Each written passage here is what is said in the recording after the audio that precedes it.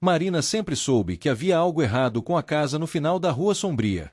Desde criança, quando passava de bicicleta pelo bairro antigo, sentia um arrepio gelado toda vez que seus olhos se fixavam na estrutura deteriorada de 2 andares que se erguia como uma ferida aberta na paisagem urbana.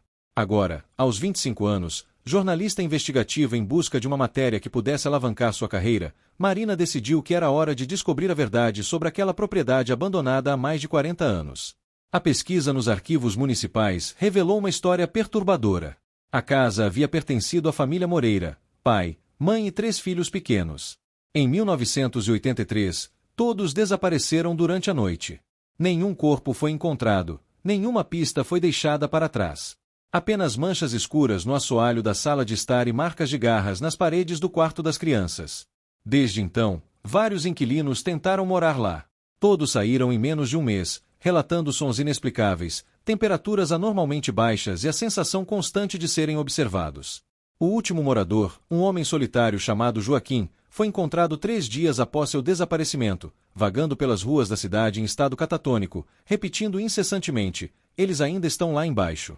Todos eles ainda estão lá embaixo." Marina estacionou seu carro em frente ao portão enferrujado às 6 da tarde de uma sexta-feira chuvosa de outubro. A casa parecia ainda mais sinistra sob o céu carregado de nuvens escuras.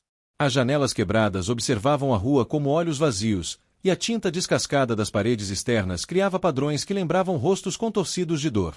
O portão se abriu com um render prolongado que ecoou pela rua deserta.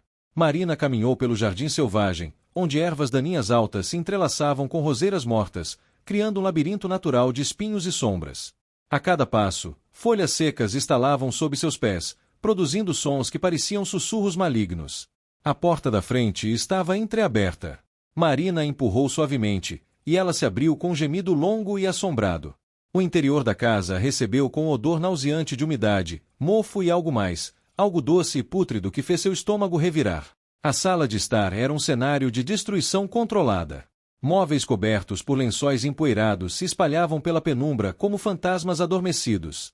O papel de parede floral, outrora colorido, agora pendia em tiras apodrecidas, revelando manchas escuras na parede que pareciam se mover quando Marina não olhava diretamente para elas. Ela ligou sua lanterna e começou a explorar metodicamente cada cômodo. A cozinha ainda tinha pratos sujos na pia, como se a família tivesse acabado de jantar antes de desaparecer. Uma boneca de porcelana jazia caída no chão, seus olhos azuis fixos em Marina com uma expressão perturbadoramente inteligente. Foi quando ela subiu as escadas que os sons começaram. Primeiro, um arrastar suave vindo do andar de cima, como se alguém estivesse caminhando descalço pelos corredores. Depois, uma melodia infantil sendo cantarolada, uma canção de ninar que Marina reconheceu vagamente de sua própria infância. O corredor do segundo andar se estendia como um túnel escuro, pontuado por portas semiabertas que revelavam quartos mergulhados na escuridão absoluta. Marina seguiu os sons até o que claramente havia sido o quarto das crianças. As paredes estavam cobertas por desenhos infantis, mas não desenhos comuns. Eram representações grotescas de criaturas com múltiplos olhos, dentes afiados e tentáculos que se estendiam pelos cantos da parede como se estivessem tentando escapar do papel. "Você não deveria estar aqui." A voz veio de trás dela, suave e infantil, mas com uma qualidade ecoante que fez os cabelos de Marina se eriçarem. Ela se virou lentamente, esperando ver uma criança, mas encontrou apenas sombras dançantes projetadas por sua lanterna. "Quem está aí?" perguntou, sua voz traindo nervosismo crescente. O riso que se seguiu parecia vir de várias direções ao mesmo tempo, das paredes, do teto, de dentro de sua própria cabeça. Era o riso de crianças, mas distorcido, como se estivesse sendo reproduzido através de um aparelho quebrado. Marina desceu as escadas rapidamente, mas parou quando percebeu que a porta da frente, que ela havia deixado aberta, agora estava fechada. Mais perturbador ainda, estava trancada por dentro. Ela puxou a maçaneta desesperadamente, mas a porta não se movia. "Você quer saber o que aconteceu conosco?" Desta vez, a voz estava diretamente atrás dela. Marina se virou e viu uma criança, ou o que restava de uma. O menino não poderia ter mais de 8 anos, mas sua pele era pálida como papel e seus olhos eram completamente negros. Ele usava pijamas que um dia foram azuis, agora manchados de uma substância escura que gotejar constantemente no chão. "Pai disse que havia algo especial no porão", continuou o menino com aquela voz ecoante. "Disse que podíamos brincar lá para sempre. E ele estava certo. Estamos brincando até hoje. Mais crianças apareceram. Primeiro uma menina com cabelos longos que cobriam metade de seu rosto derretido, depois outro menino cujo pescoço estava torcido em um ângulo impossível. Todos tinham os mesmos olhos negros, todas as mesmas manchas escuras escorrendo de seus corpos translúcidos. Onde estão seus pais? Marina conseguiu perguntar, embora cada fibra de seu ser gritasse para ela correr. Lá embaixo, disseram as crianças em uníssono. Sempre lá embaixo.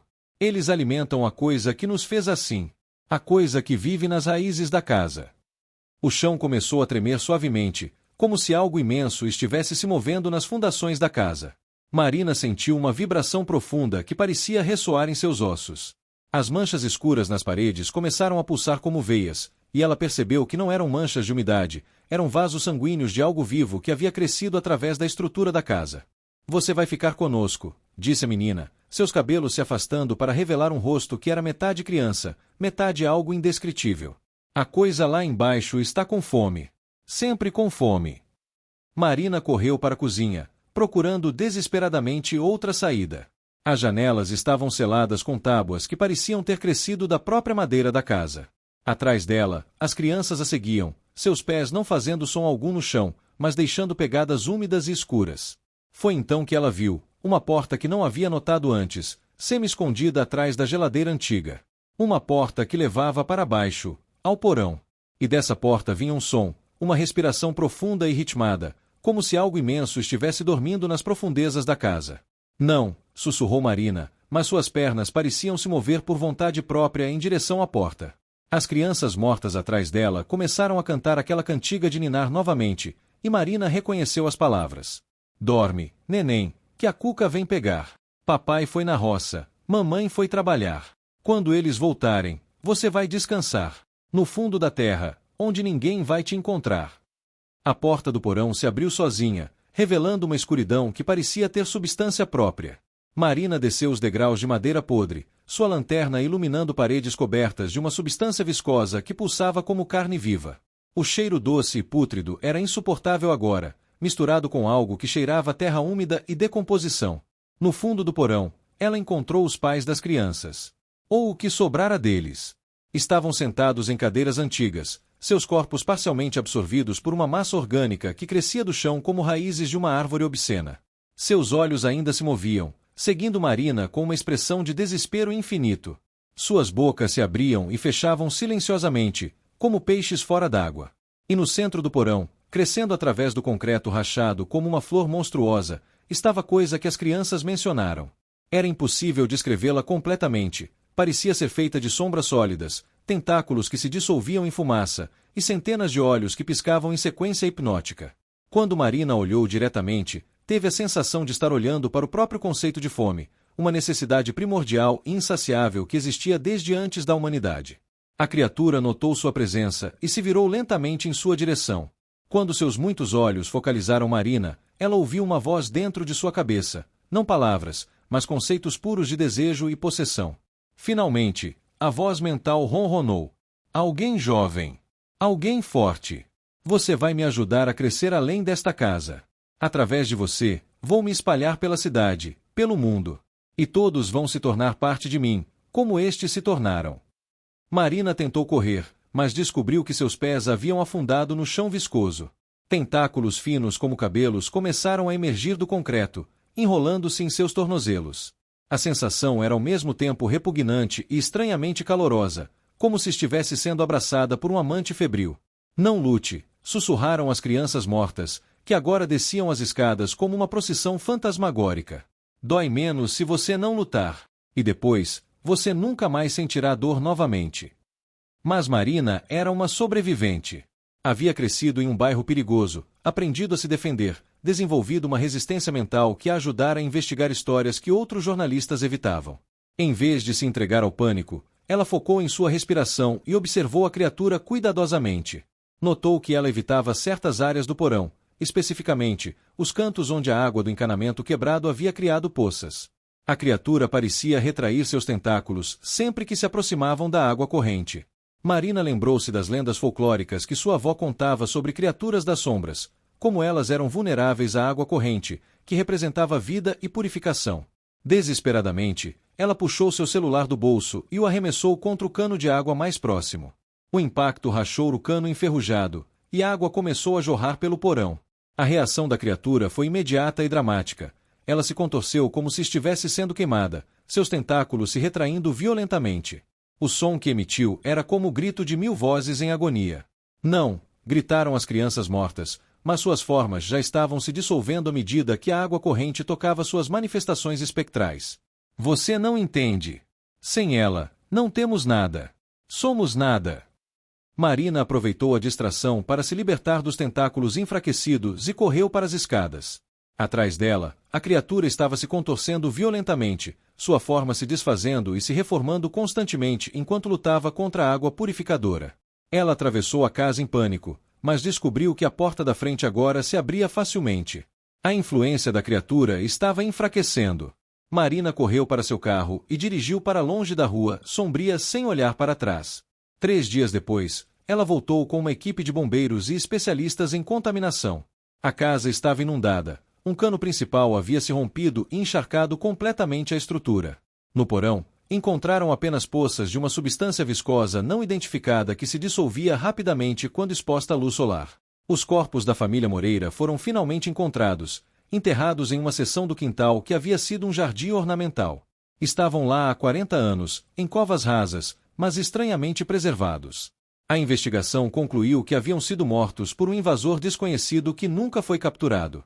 Marina nunca publicou a verdadeira história do que aconteceu naquela noite. Em vez disso, escreveu um artigo sobre a importância da preservação histórica e os perigos de propriedades abandonadas mal mantidas. Mas ela nunca esqueceu as palavras das crianças mortas, nem a sensação dos tentáculos ao redor de seus pés. Às vezes, em noites chuvosas, ela ainda ouvia aquela cantiga de ninar distante. E sempre que passava por uma casa abandonada, verificava cuidadosamente se havia sinais de umidade nas paredes, não umidade comum, mas o tipo que pulsava como veias vivas. Porque Marina sabia que havia outras casas, outras criaturas, outras famílias perdidas nas sombras do mundo. E ela sabia que um dia, talvez, uma delas seria esperta o suficiente para resistir à água corrente. Naquele dia, ela estaria pronta.